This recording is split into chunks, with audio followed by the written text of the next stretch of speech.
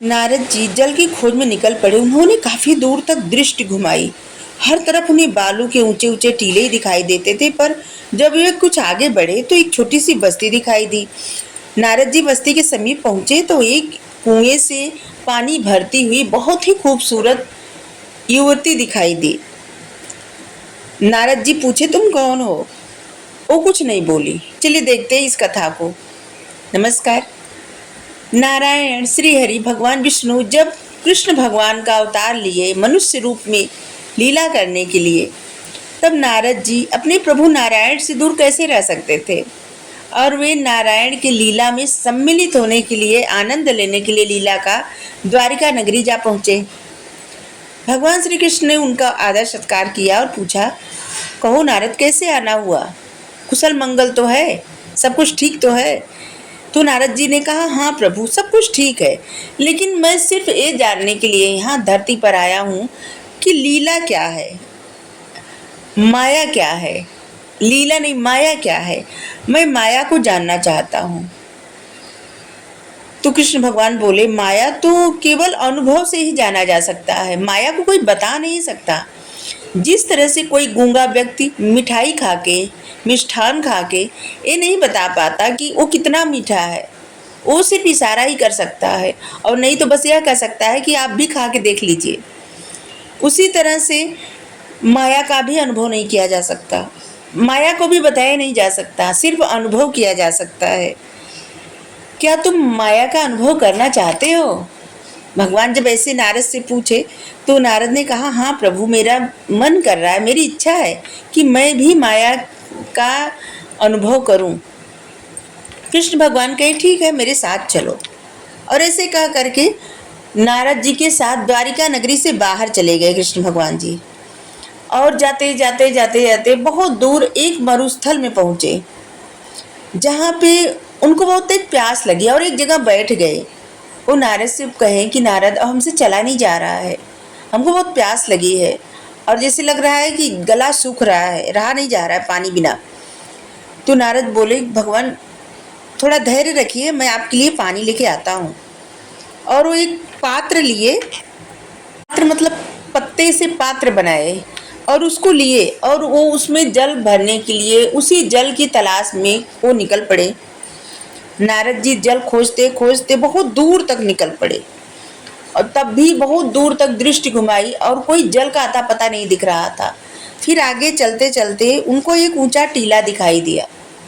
उस टीले पर एक कुआं था, उस कुएं पर एक युवती पानी भर रही थी, जो कि बहुत खूबसूरत थी।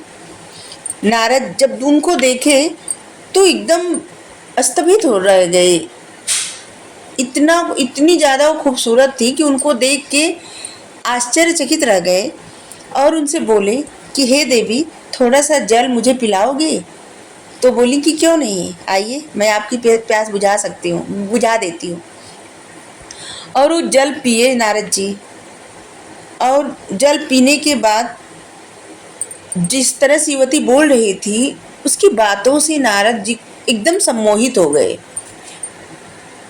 और नारद जी को लगा कि जैसे बीड़ा के तार झंकृत हो रहे हैं। इतनी अच्छी आवाज़ थी, इतनी खूबसूरत वो युवती थी, और नारद जी मंत्रमुग्ध हो गए एकदम। और वो नारद जी को पानी पिलाने के बाद बीच बीच में बात भी कर रही थी, और जल पीते पीते नारद जी उसको निहारते जा रहे थे।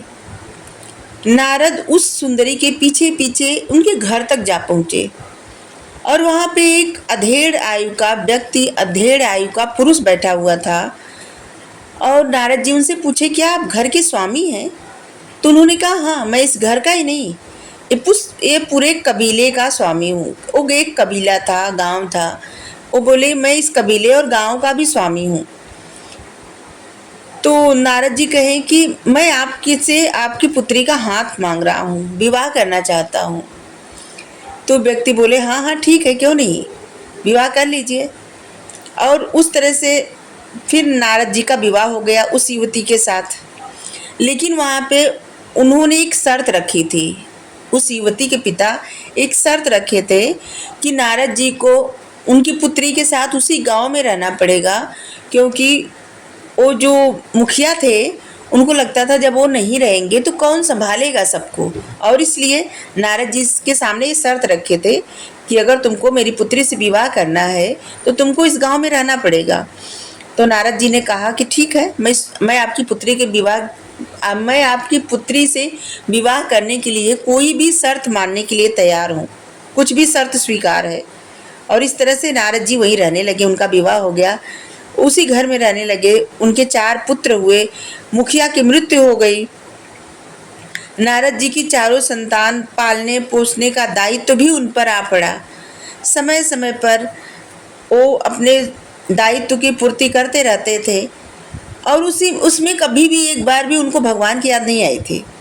समय अपनी रफ्तार से बीत रहा था। एक दिन आंधी तूफान आया और बहुत वर्षा होने लगी और बाढ़ आ गई, और उस बाढ़ के रूप में समझ लीजिए नारद जी पे विपत्तियों का पहाड़ टूट पड़ा। पत्नी बच्चे सबको नौका में बिठा करके नारद उस प्रलय से, उस जल प्रलय से अपनी जान बचाने के प्रयास के साथ साथ अपनी पत्नी और बच्चों को भी जान बचाने के लिए वो नाव में लेके जैसे जाने लगे, और अचानक इतना तेज तूफान आया कि नाव पलट गई और उनकी पत्नी उनके बच्चे उसी में डूब गए। और नारद जी बहुत बेहबल हो गए, रोने लगे कि उनके पत्नी और बच्चों को बाढ़ लील गए, पानी लील गया। और थोड़ी देर बाद एक रेला आया जिसने नारद को किनारे पर ला दिया। जब नारद जी किनारे पर आ गए, तट पर आकर के बहुत रोने लगे, विलाप करने लगे कि हाय विधाता, या क्या हो गया, मेरी पत्नी चली गई, बच्चे चले गए, मैं अकेला जी करके क्या करूँगा, अब मैं कैसे रहूँगा उनके बिना। तभी उन्हें कृष्ण भगवान जी आवाज़ दिए, नारद नारद, मैं बहुत प्यासा हूँ, पानी ले आए, जल ले आए। नारद ने घूमकर देखा, सामने कृष्ण जी खड़े हैं। नारद सुबकते हुए बोले, प्रभु मेरी पत्नी मेरे बच्चे सभी बाढ़ में बह गए, फिर भी मैं जीवित रह गया, उन्हें आप जीवित कर दीजिए। मैं जीवित रह गया, मैं अकेला रह के क्या करूँगा, आप उनको भी जीवित कर दीजिए, आप तो कुछ भी कर सकते हैं, हे प्रभु। नारद जी गिड़गिड़ाने लगे प्रभु से। कृष्ण भगवान हंसने लगे। कृष्ण भगवान बोले, नारद किस भ्रम में हो, न कभी तुम्हारी पत्नी थी न बच्चे थे, वह सब तो माया ही थी। नारद के मन में ही छाया हुआ संताप मिट गया, उनका भ्रम दूर हो गया।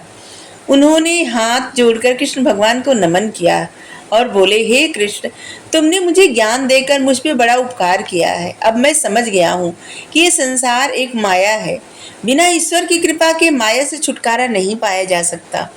और ये सत्य है, ये सब कुछ माया का बंधन है। जितने रिश्ते नाते जो कुछ है जीवन में, जो भी उपलब्धियां हैं, जो चीज़ें हैं, जो कुछ भौतिक चीज़ें या फिर कोई भी संबंध, सब कुछ एक माया है। और जैसे आंख बंद होगी ये स्वप्न टूट जाएगा, फिर दूसरा जन्म, अगर जन्म होगा तो फिर दूसरा माया और दूसरा ख्वाब, ऐसे ही चलता रहता है। यही सृष्टि है, और बस यही भगवान बताए माया यही है, बस इसी तरह से बांधे रहता है। और नारद जी की तरह, जैसे नारद जी के कंधे पर हाथ रखे भगवान और पुकारे, और बस उसी तरह से भगवान पुकार लें तो इंसान की भी आंखें खुल जाएंगी और माया छट जाएगी। और इसलिए भगवान के शरण में सबसे ऊपर सर्वोपरि भगवान का शरण है। माया से बचना हो तो उनके शरण में ही रहे। Thank you. राधे राधे।